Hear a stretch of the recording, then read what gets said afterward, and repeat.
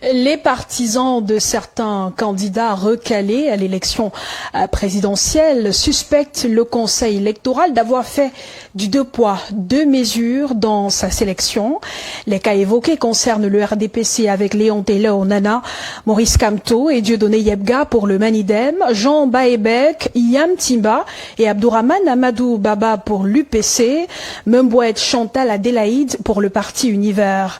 Leur unique chance de faire partie de la shortlist dépend du Conseil constitutionnel, dont son président Clément Atangana a été surnommé irrecevable pour ses rejets systématiques des requêtes des candidats malheureux à la présidentielle de 2018, lesquels de tous ces recalés pourront figurer sur le résultat final du 11 août prochain.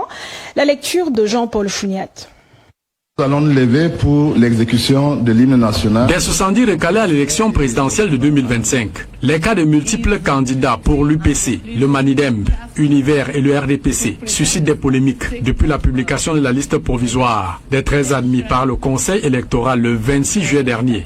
Si pour certains, le président Abrahams, Eno Egbe et ses pairs ont fait leur job sur la base des textes organisant la sélection des candidatures, pour d'autres, le Conseil électoral a fait du 2 poids 2 mesures pour les partis politiques qui ont présenté plus d'une candidature. Mettant en lumière pour l'illustrer les cas du Rassemblement démocratique du peuple camerounais avec Paul Biya qui a été retenu et son challenger Léon Taylor Onana rejeté. Au parti Univers, Akere Mounata Ben validé et Membouet Chantal Adélaïde recalé. À l'Union des populations du Cameroun, les dossiers de candidature de Jean Baebek, Dominique Timbayam et Abdourahmane Amadou Baba ont été mis de côté. Pareil pour les candidats Maurice Kamto et Dieudonné Yebga sous la bannière du mouvement africain pour la nouvelle indépendance et la démocratie. Une partie de l'opinion remet en cause l'impartialité du Conseil électoral dans le traitement et la sélection des dossiers qui ont été soumis à son appréciation, l'accusant d'avoir privilégié le président sortant Paul Biya au détriment des candidats de poids, à l'instar de Maurice Kamto, Jean Baebek et tous les autres prétendants à la course du 12 octobre prochain pour le Palais de l'Unité.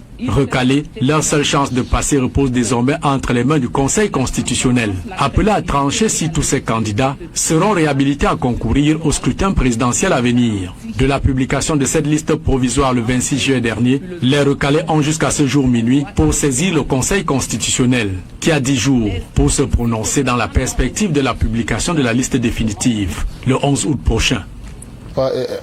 Est empêtré dans des salles besoins extraordinaires.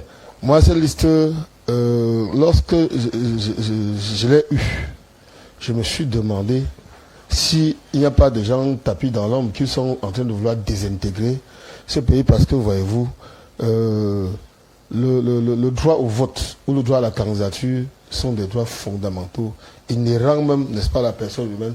C'est comme même le droit de respirer. Donc chaque personne, quelle qu'elle soit, dans une république, devrait en bénéficier, parce que c'est à travers, n'est-ce pas, ces éléments de droit que vous sentez que vous existez dans une république. Lorsqu'on vous prive d'un droit consacré, surtout en violation de la Constitution et de la loi, ça veut dire qu'on vous enlève toute citoyenneté. Vous êtes un banni, vous devenez un apatride. Je ne sais pas si ceux qui le font, n'est-ce pas, savent à quoi est-ce qu'ils exposent le peuple camerounais aujourd'hui. C'est une liste insensée. Personne n'ignore aujourd'hui, n'est-ce pas, le paysage socio-politique camerounais. Personne n'ignore aujourd'hui qu'il y a la légitimité nécessaire pour pouvoir adresser les problèmes du Cameroun après 40 ans de navigation, après à vue de navigation, de dessouchage du pays. Et nous savons ceux qui le font. Maître Fabien Kenny, merci. On va rester toujours sur la liste elle-même. Jacques Bruno Djanke, sur la liste, on n'a pas vu le nom d'un candidat indépendant.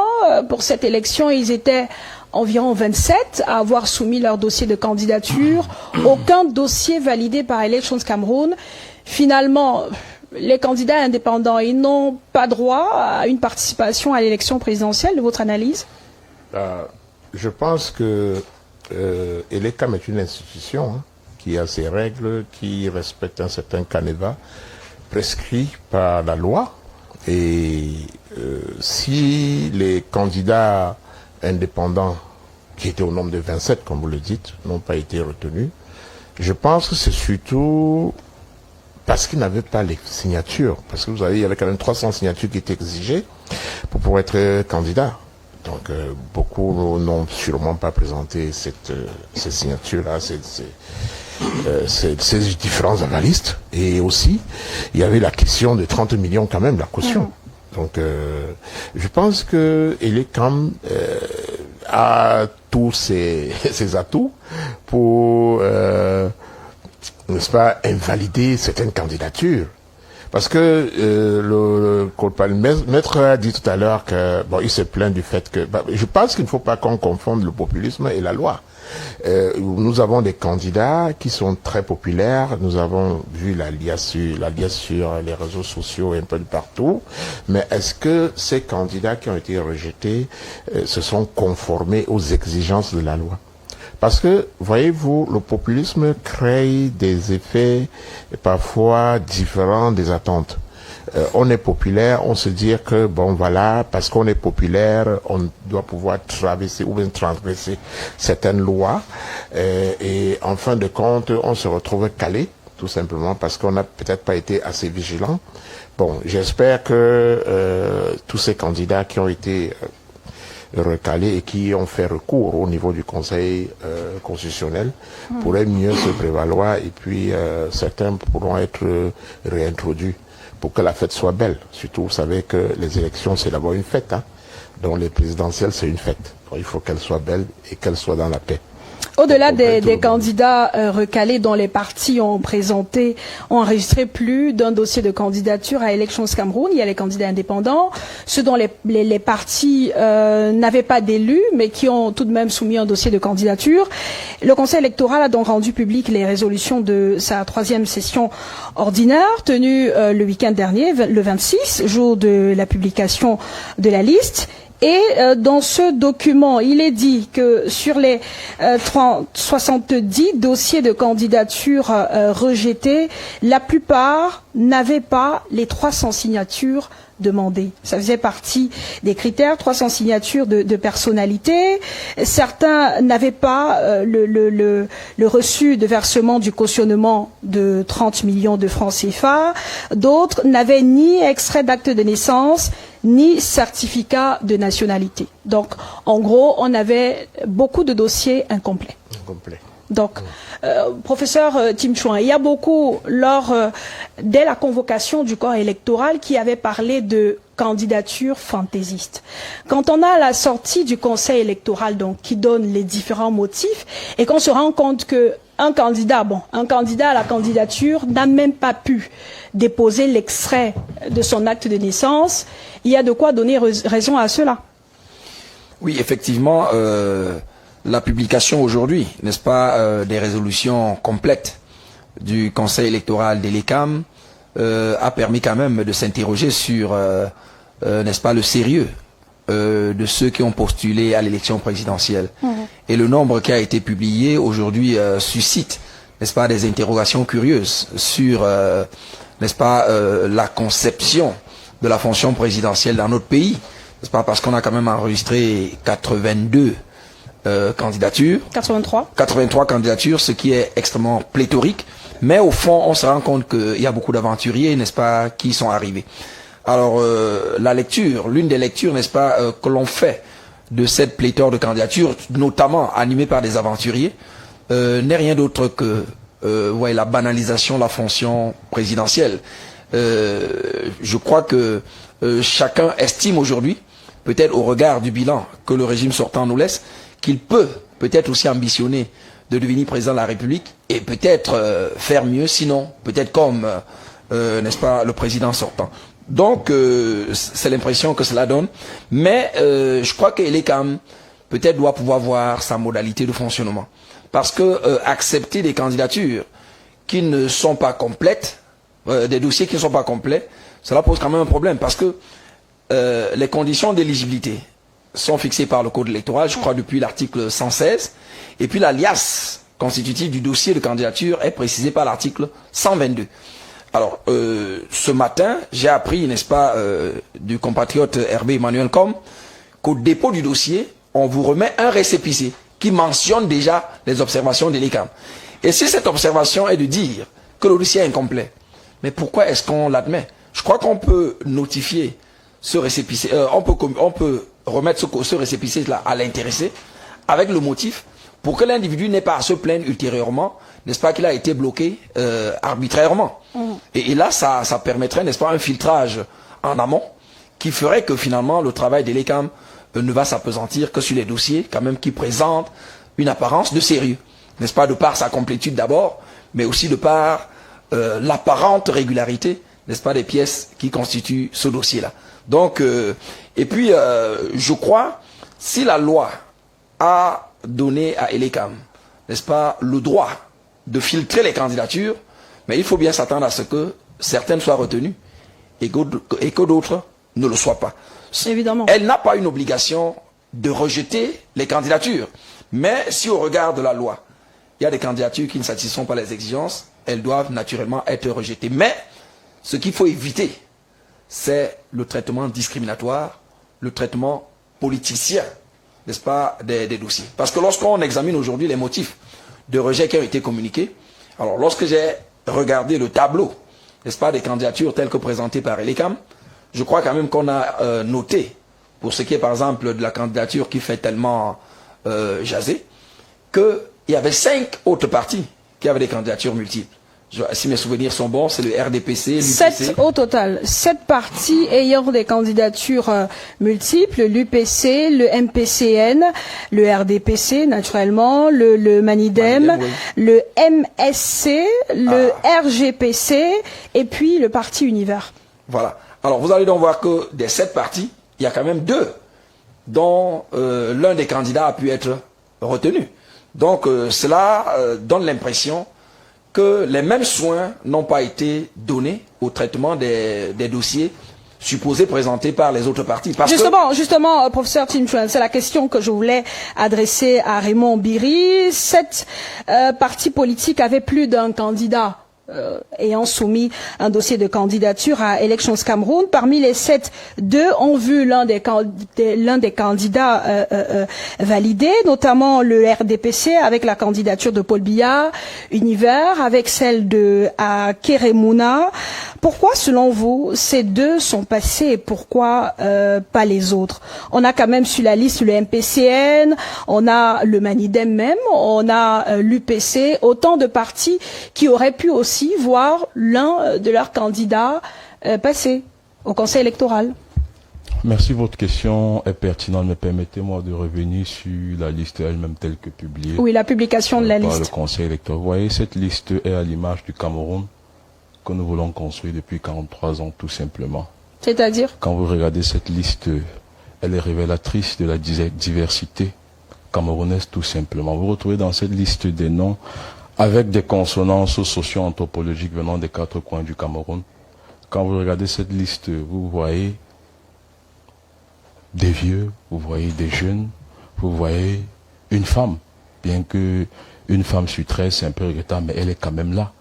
Quand vous regardez cette liste, vous voyez qu'il y a des partis historiques là-dedans, qu'il y a des nouveaux partis, qu'il y a des partis qui ont un ancrage sur le terrain, il y a des partis qui ont un ancrage tout simplement local. Cela traduit même de la vitalité de la démocratie camerounaise que l'homme qui prédestine ou qui dirige ce pays depuis 43 ans veut.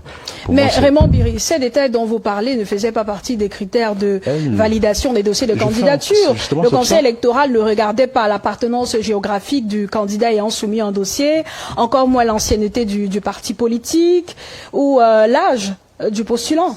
Vous avez demandé mon avis sur la liste publiée. Oui. C'est mon avis à chaud de Camerounais sans être le politicien ou l'analyste politique que je suis souvent. C'est comme ça que je vois tout simplement cette liste-là.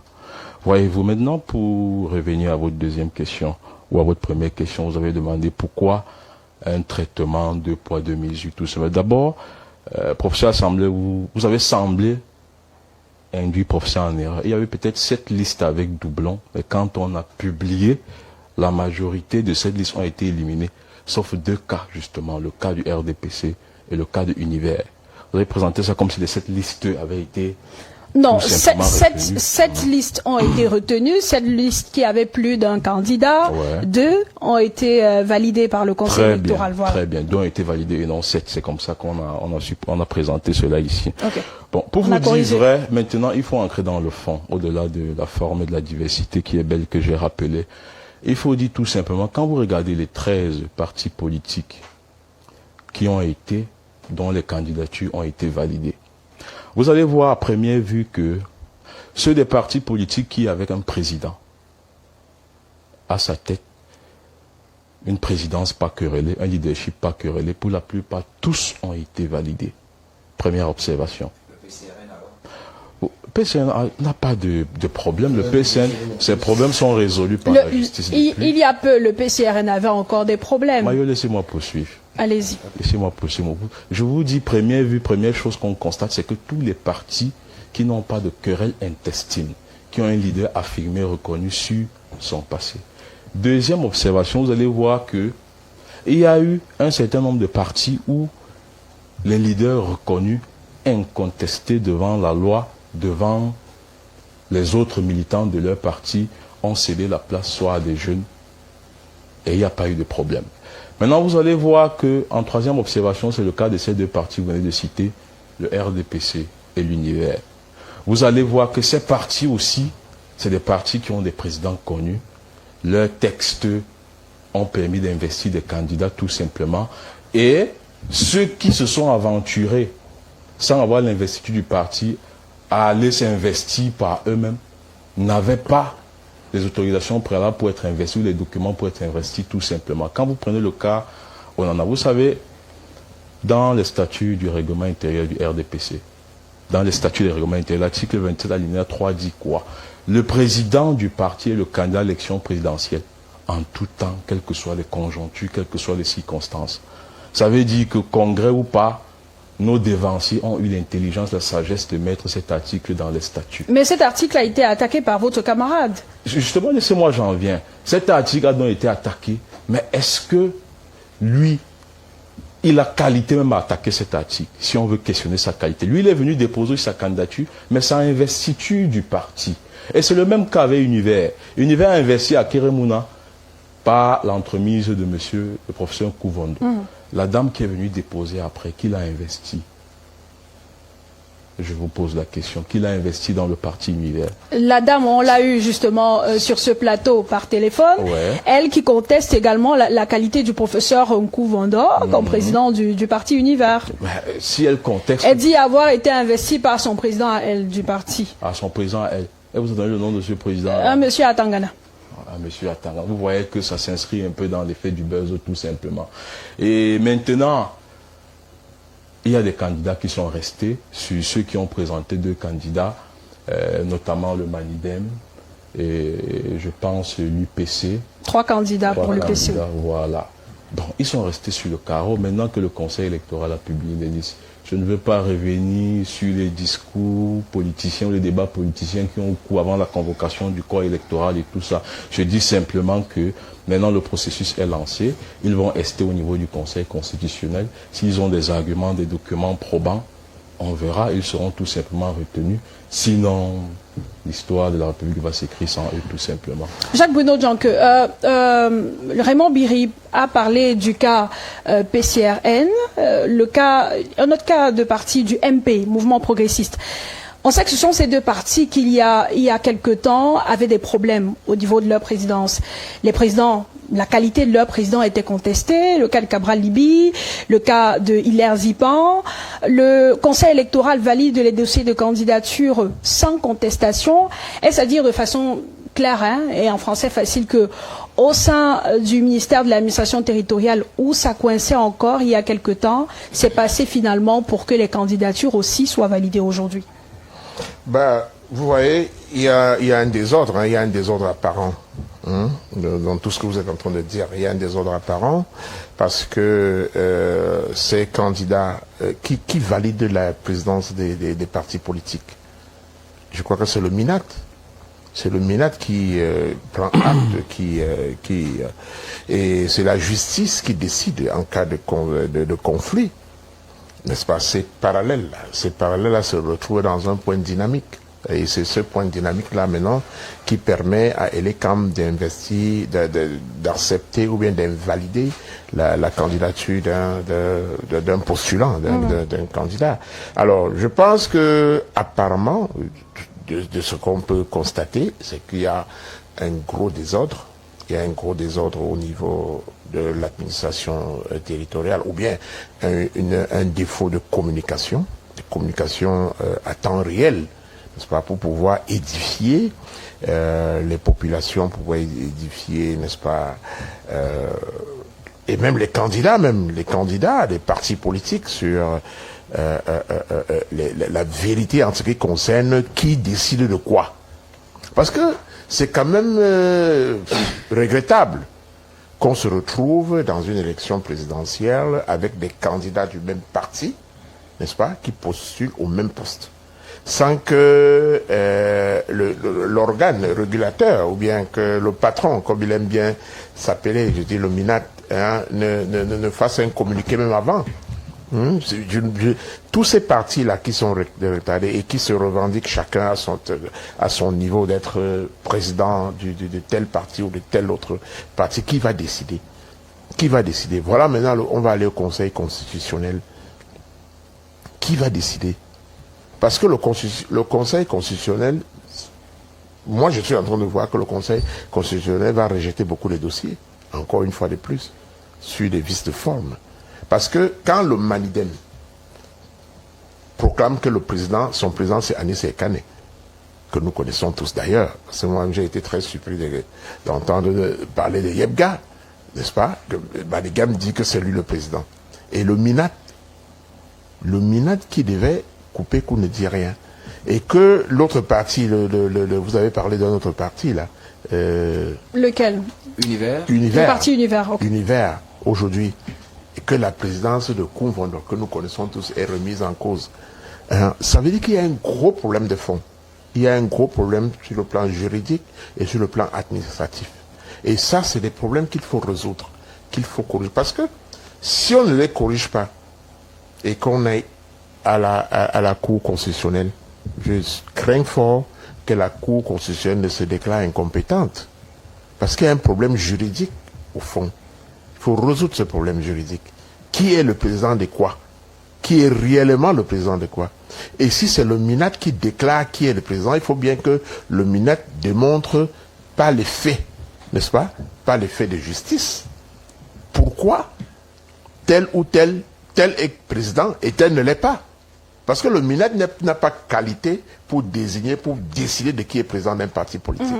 D'accord? En cas de conflit, il faut rester en justice. Et maintenant, c'est la justice qui décide, après ces investigations et tout, qui décide qui est le véritable président. Même si le MINAT dit qu'il détient l'ADN, l'acte de naissance de beaucoup de partis politiques, donc il peut se prononcer dans ce sens, dit véritablement qui est président et qui ne l'est pas.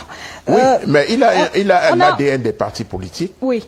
L'ADN qu'on lui communique, cet ADN, on lui communique. Ce n'est pas lui qui fabrique l'ADN des partis politiques. Hein? Ça veut dire qu'il faudrait bien que la justice, n'est-ce pas? Parce qu'on ne parle que des partis en conflit. On ne parle que des partis en conflit. Comme a dit le confrère tout à l'heure, le confrère panéliste, les partis qui sont limpides et qui ont une traçabilité n'ont pas eu de problème. On ne parle que des partis qui ont des conflits et qui est le corps ressource pour tabler sur en ce qui concerne les conflits. C'est la justice. Justement, en parlant des partis où il y a conflit, il y a quand même l'UPC. L'UPC qui a enregistré 3 dossiers de candidature au sein d'Elections Cameroun. Il y a le Manidem, 2 dossiers de candidature. Le dossier de Maurice Kamto, le dossier de Dieudonné Yebga.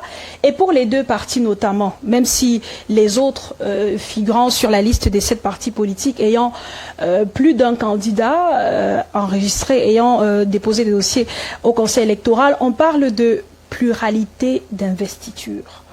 Comment parler de pluralité d'investiture sur le plan du droit, hein, Maître Kenny, quand dans un parti politique, on vous dit qu'il y a un candidat qui est légal, légitime, et un autre qui ne l'est pas. Qui a donc investi le candidat du président dit illégitime? Je suis extrêmement surpris par ce que venait de dire mon prédécesseur, représentant de la société civile, que je ne qualifierais pas d'errement, pour être poli. Parce que voyez-vous, les faits sont têtus. La candidature naît à une période donnée. Je dis bien les faits sont tenus. Les faits sont têtus. Chez nous, les praticiens du droit, vous allez voir, le juge va vous dire, donnez-moi les faits. Je vais vous rendre justice. Quels sont les faits? Pour le cas du Manidem, ça ne souffre de rien. Dans un premier temps, la déclaration de double candidature ne peut pas tenir et ne saurait tenir en quoi que ce soit. Au moment où le Manidem est investi, n'est-ce pas, investi le candidat Kamto, quelle est la situation juridique du Manidem? Qui est le président du Manidem reconnu par l'administration? Sur le site de l'administration territoriale, c'est Ekane Anissé. Bien avant, au-delà du site, il y a des précédents. Et les CAM, pendant plus d'une rencontre concernant les partis politiques, a donné des invitations à ce monsieur qualité de président du Manidem pour venir représenter ce parti. Donc le CAM est censé savoir qui est le représentant légal et indiscutable, n'est-ce pas, du Manidem, c'est Ekane Anissé. Plus loin, le seul élu du Manidem à l'instant où on fait la déclaration de candidature aux élections présidentielles est investi par qui? Par le Manidem.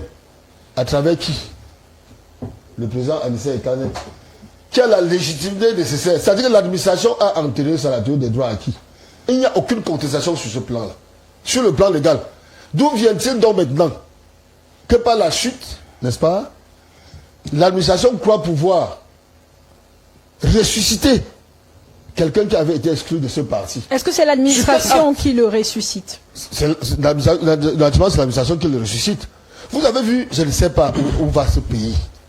Comment pouvez-vous imaginer, n'est-ce pas, qu'un ministère aussi sérieux ait pu déclarer à Mondovision que son site a été piraté? Mais ça peut arriver. À quel moment?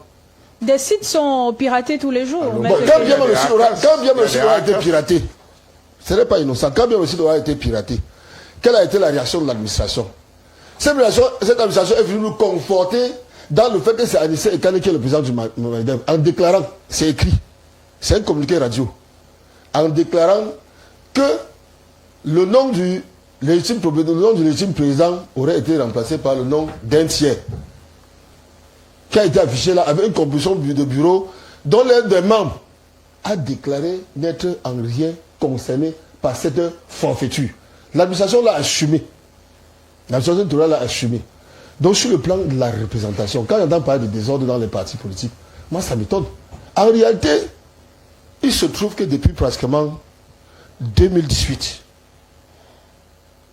je ne vais pas être trop dur, les usurpateurs qui nous gouvernent, les usurpateurs qui nous gouvernent, les légitimes qui nous gouvernent. Non, parlons simplement de dirigeants vraiment, ou de personnes. On détectait en Kamto les usurpateurs qui nous gouvernent. Je n'ai cité personne. Je ne peux pas aller jusqu'à dire que certains voyous qui nous gouvernent. Non. Ce n'est pas tout le monde. Non, pas ici. Je ne peux pas aller jusqu'à dire que certains voyous qui nous gouvernent ont identifié le professeur Maurice Kamto comme la plus grande menace. Voyez-vous, Claude, bien avant, vous savez, sur le calendrier électoral, les élections municipales et législatives devaient se passer avant les élections présidentielles. En février-mars. Qu'est-ce qui a fait donc, n'est-ce pas, que ces élections soient plutôt reportées en 2026? Les débats sur le mandat impératif, qui les a apportés? Ne sont-ils pas venus de vous? Jamais. Nous n'avions aucun problème. Même sur la bannière, n'est-ce pas, de notre parti qui a joué le professeur a suffisamment expliqué, n'est-ce pas, le fondement, n'est-ce pas, ou notre légitimité à la légitimité du MLC à présenter un candidat en l'état. Mais à l'appel du peuple, je dis le peuple entier, parce que le RDPC dont quelqu'un porte la voix ici, il ne peut pas avoir, je le martèle toujours, la légitimité de 5% de l'électorat camerounais. C'est des gangsters à col blanc, qui pour la plupart sont aujourd'hui en prison. Ça vous engage, Donc, maître Kenny? moi je le dis et j'assume. Professeur pour ce qui Tim Chuen. nous concerne, notre candidature ne souffrait de rien. Mais aujourd'hui, Elections Cameroun, professeur Tim Chuen parle de pluralité d'investiture.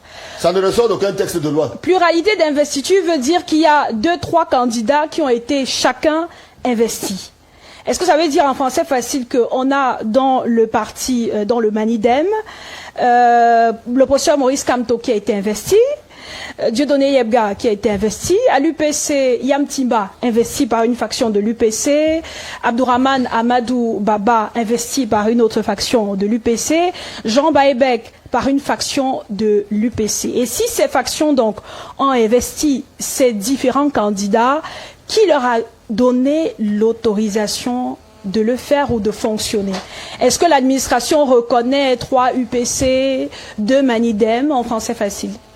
Bien, ce qui est sûr, au regard des textes qui régissent les partis politiques, la loi de 90, il est impossible de créer au Cameroun un parti qui porte l'homonymie d'un précédent existant. Ça veut dire que vous ne pouvez pas au Cameroun avoir 2 UPC. Et je crois que la jurisprudence du Manidem d'ailleurs est là pour nous conforter à l'idée que, à sa création, le Manidem souhaitait être appelé UPC Manidem. Mais le seul fait d'avoir adjoint, n'est-ce pas, l'appellation UPC a obligé le ministère de l'administration territoriale, qui avait agréé l'ensemble du dossier, à suggérer, ou bien à exiger que la mention UPC soit supprimée du Manidem, pour que cela devienne simplement le Manidem. Donc, il n'est pas possible, au regard du droit positif camerounais, qu'on ait 2 partis ayant la même appellation, les mêmes sigles, les mêmes symboles et tout le reste. Ce n'est pas possible. Et donc, revenons maintenant à la notion de pluralité d'investiture. Oui, on peut appréhender la notion sous un double prisme. Lorsqu'on examine le tableau des candidatures recensées par Elecam, cela peut donner l'impression que justement, il y a certains partis qui ont investi plus d'un candidat. Ça, c'est au niveau de l'apparence, de l'affichage. Mais au plan technique, au plan juridique, une investiture ne peut engager un parti, mais que lorsqu'elle a été conférée par l'organe statutairement institué pour engager le parti. Et donc, vous comprenez que si il y a des personnes qui se sont prévalues d'un parti, alors que leur investiture n'a pas été signée par l'officiel du parti, cette investiture ne peut pas engager le parti. Donc, au plan technique, la pluralité d'investiture n'a de sens que lorsque les investitures en question ont été données par la personne statutairement désignée, n'est-ce pas, pour représenter le parti. Et je dois dire que, par rapport à la question de la pluralité dont vous avez parlé, il faut dire que les partis politiques sont des associations privées. Et les textes qui les fondent sont des conventions. Et en droit, les conventions légalement formées tiennent lieu de loi à ceux qui les ont faites. Ça veut dire que les statuts, les règlements intérieurs des partis ne concernent que les membres de ces partis-là. Et il y a un autre principe qui est celui de l'effet relatif des contrats. Parce que étant les contrats ou conventions, c'est la même chose. Alors, l'effet relatif des contrats veut que les personnes extérieures à l'opération n'aient rien à faire au contrat. Ça veut dire que si vous avez signé par exemple un contrat avec M. Biri, un contrat de bail, et qu'à échéance M. Biri ne paye pas les loyers, Tim Chuen n'a aucune compétence pour venir dire à Biri, payer Madame Mayo, parce que je suis extérieur au contrat, ce serait une immixtion abusive. Et donc cela justifie que, dans le cas par exemple du MP, dès lors que le MP a investi un seul candidat, même si l'investiture avait été signée par quelqu'un que les statuts n'habilitent pas, et l'ECAM n'a pas compétence pour apprécier la validité de cette investiture. Parce qu'il n'y a pas de réclamation.